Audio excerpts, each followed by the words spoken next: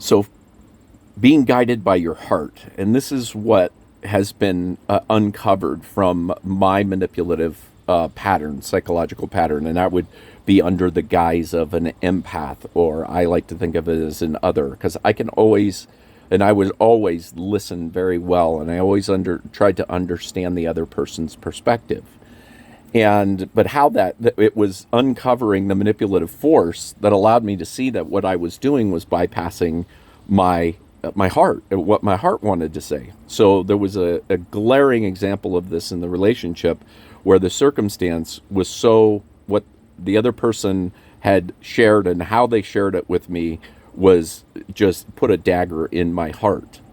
And I even remember, like, I'm going to be the bigger person. I'm going to be able to take on this emotion.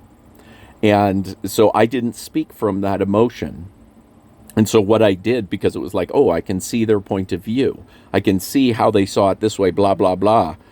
Uh, but realized now that it was a manipulative force because I wasn't speaking my truth and allowing them to, like, I was softening reality for them so they didn't have to hold themselves. They didn't have to be responsible. They didn't have to be accountable for their behavior. And so, and then looking at it from the other point of view, being able to not be a victim allowed me to see the context of her side of it, which after the relationship, she had pointed out these time periods in the relationship where she felt like she was a victim.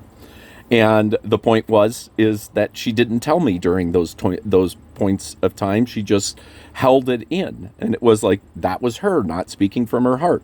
And it's just two people running two different survival personalities, going with the survival ego that's built upon the structure of all of this reality.